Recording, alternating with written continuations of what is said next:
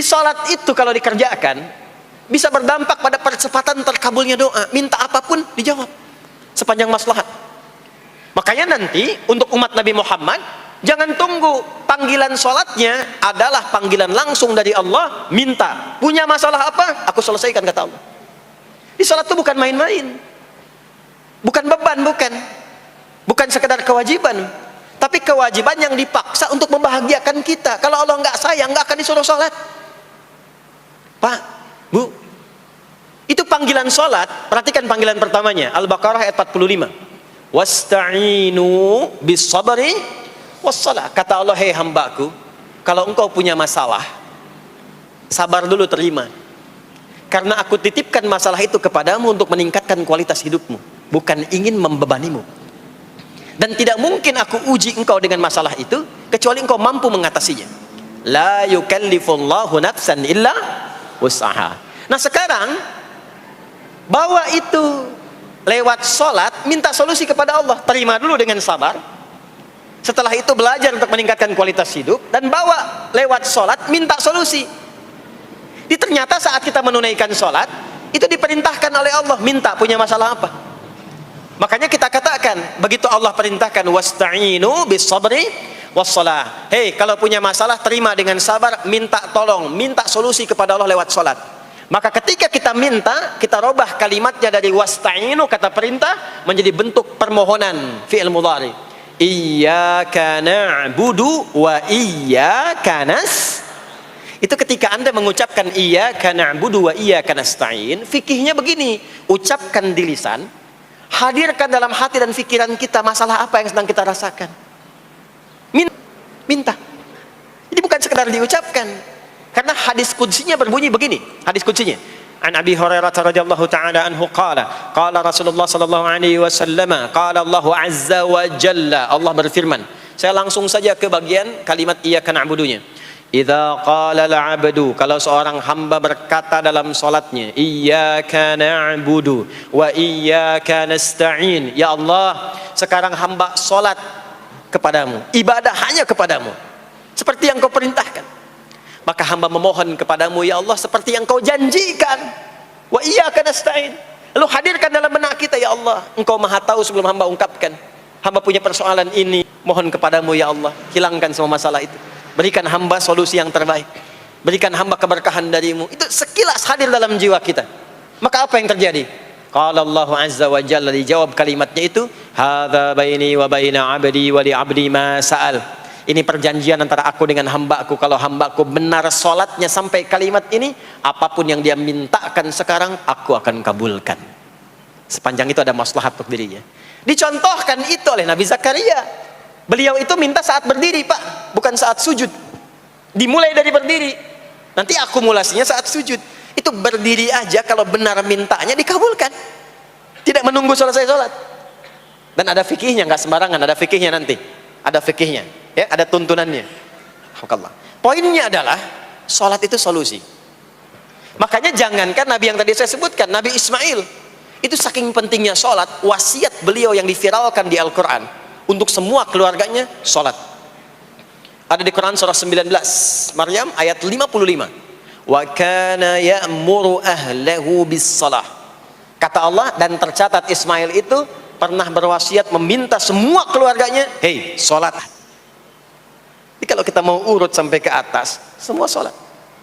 Muhammad sallallahu alaihi wasallam bin Abdullah bin Abdul Muttalib bin Hashim bin Abdul Manaf bin Qusay bin Murrah bin Kilab bin Ka'ab bin Ghalib bin Fikir bin Malik bin Nadar bin Kinana bin Khuzaimah bin Mudrikah bin Ilyas bin Nizar bin Mudar bin Ma'ad bin Adnan bin Addi bin Adri bin Muqawwam bin Nahur bin Tarikh bin Ya'rub bin Yasjub bin Nabit bin Ismail alaihi salam bin Ibrahim alaihi salam bin Azar atau bin Nahur bin Abir bin Kinan bin Arfakhshad bin Sam bin Nuh alaihi salam bin Mikhlail Matusyalah bin Kinan bin Anwas bin Thith bin Adam alaihi salam. Semua salat. Ulangi itu. Semua salat. Para nabi salat, para rasul salat.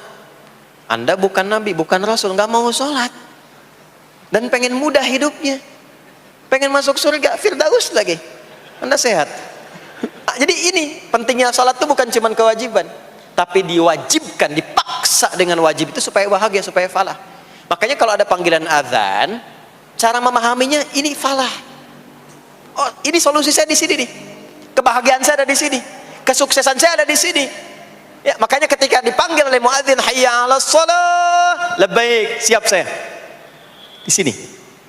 Ini poinnya. Nah, saya sambungkan kembali, ya. Ketika seseorang dilatih lewat salat dan sudah mulai tersambung dengan Allah Subhanahu wa taala, maksudnya ingat Allah, tertatalah semua aktivitasnya. Maka berubahlah lewat salat ini, lewat latihan ini, semua kegiatannya berubah, didorong menjadi amal soleh. Karena itu, setiap orang yang salatnya benar, yang pertama dianugerahkan oleh Allah kepada orang salat itu bukan dunia, tapi perubahan perilakunya menjadi lebih baik. Jadi bukan kaya dulu. Ya, Abdurrahman bin Auf tuh hijrah masuk Islam, dilatih salat, malah hartanya hilang semua dirampas. Tapi setelah itu jadi apa? Jadi orang paling kaya. Ya, Abu Bakar As-Siddiq, Utsman bin Affan, Umar bin Khattab, pertama kali masuk Islam kan latihannya salat. Apakah langsung kaya? Jadi pemimpin? Jadi diplomat? Amr bin As bisa ekspedisi dari Afrika Utara sampai ke Syam? Tidak. Yang diberikan apa? Perubahan perilaku dulu. Dihilangkan sifat-sifat buruknya, dijaga dengan kemuliaan. Jadi dua sumber yang menjadikan manusia itu buruk dalam nafsunya itu ada dua. Di nafsu itu nanti punya dorongan untuk mengarahkan kepada yang buruk, namanya fujur. Lawannya nanti takwa. Lawannya takwa. Di Quran surah Asy-Syams surah 91 ayat 7 sampai 10, wa nafsin wa ma sawwaha fa alhamaha fujuraha wa taqwaha. Nah, fujur itu nanti yang membisikkan, mengarahkan kepada hal-hal yang negatif. Itu yang ditunggangi oleh setan. Setan memberikan waswas itu ke nafsu, ke fujurnya. Alladzi yuwaswisu fi sudur innas. Di dalam sudur ada qalbu, di dalam qalbu ada nafas, di dalam nafas ada fujur. Fujur itu yang digoda. Maka keluarlah kemudian dua hal. Yang pertama ada yang disebut dengan fahsya. Fahsya itu dorongan dari syahwat untuk berbuat yang menyimpang. Pornografi, porno aksi, LGBT, kata-kata jorok itu fahsya. Nanti temannya adalah mungkar. Mungkar itu keburukan yang diingkari, ditolak oleh hati, sumbernya nafsu perut dan akal. Mencuri itu mungkar, merampok itu mungkar, korupsi, membunuh, menipu itu mungkar. Jadi sumber keburukan itu cuma dua. Kalau bukan fahsya itu mungkar. Orang yang sholatnya benar, maka parameternya itu, ukuran pertama kali dia dapatkan adalah ditutupnya oleh Allah, dijaganya oleh Allah keadaan nafsunya, sehingga dia tidak dikontrol oleh perbuatan fahsya dan mungkarnya. Maka aktiflah sinyal takwanya. Takwa itu lawan nafsu. Makanya nanti kaitan takwa dengan nafsu sama-sama disebutkan. Nafsu 115 kali, takwa yang terkait fungsi nafsu 115 kali. Takwa digembosi, ya, awas, diwaswasi oleh setan, setan disebutkan 88 kali. Takwa disupport oleh malaikat, malaikat di Quran disebutkan 88 kali. Ini bukan ilmu tak-atik, hitung sendiri aja kalau mau. Itu menarik tuh. Karena sama, kalau Anda mendengar suara adzan kan ada bisikan kan? Cepat, sudah adzan, siap-siap. Itu malaikat tuh. Tapi begitu selesai adzan, la ilaha illallah, tenang, baru adzan, belum komat, setan. Terus itu, terus dua-duanya tuh, ya, memberikan bisikan, yang satu mensupport dan seterusnya. Yang paling menarik adalah kalau sholat kita benar, maka sinyal takwa aktif. Makanya amalan takwa pertama itu sholat. Setelah beriman, amalan takwa pertama sholat. Al-Baqarah ayat 2 dan 3. Dzalikal kitabu la raiba fi hudal lil muttaqin. Siapa muttaqin, orang takwa di situ? Ayat 3-nya, alladzina yu'minuna bil ghaibi wa yuqimunas shalah. Salatnya aktif, takwanya aktif, sinyalnya aktif. Sinyal itu yang akan menutup fahsya dan mungkar. Maka turunlah Quran surah ke-29 ayat ke-45. Utslu ma uhiya ilaika minal kitabi wa aqimis shalah. Kita hafal tengahnya, innas salata tanha 'anil fahsya'i wal munkar. Maka kalau orang sholat tidak akan berbuat fahsya, tidak ada lagi yang melambai laki-laki. Allah, enggak ada. Laki-laki yang laki-laki, perempuan-perempuan. Enggak ada lagi tontonan-tontonan pornografi. Hah? Yang jorok-jorok, yang kotor-kotor. Nggak ada lagi kata-kata kotor di lisan itu. Karena lisannya dilatih untuk mengucapkan yang baik-baik. Allah, sami'allahu liman hamidah, subhanallah, alhamdulillah, Allahu akbar. Makanya pasca sholat itu berubah. Maaf ya, Allah tidak memberikan kepada Nabi Muhammad SAW tongkatnya Nabi Musa, mukjizatnya Nabi Isa, apalagi Nabi Ibrahim dan selainnya. Tapi Allah turunkan Al-Quran kepada Nabi Muhammad SAW, lalu dipraktekkan Quran itu pertama lewat sholat. Anda tahu apa yang terjadi? Nabi Muhammad itu diutus oleh Allah dalam lingkup masyarakat yang sangat terbelakang dan hatam kriminal. Jadi kriminalnya bukan dikerjakan, hatam. Khataris tidak kenal kebaikan, makanya disebut dengan jahiliyah. Kalau Bapak Ibu tanya di zaman Nabi, ya maaf, ada pezina? Bukan cuman ada, hatam zinanya. Membunuh itu, ya, mabuk. Mabuk, ada orang mabuk kekinian di zaman jahiliyah, pemabuk amatir itu 5 kali sehari mabuknya. Yang amatir. Jadi kalau baru mabuk sekali, 2 kali, itu coba-coba. Amatir itu 5 kali. Pembegal. Ya, sekarang kita dengar berita ada begal ini itu. Ah, jahiliyah itu sekampung begal semua. Kampung Gifar.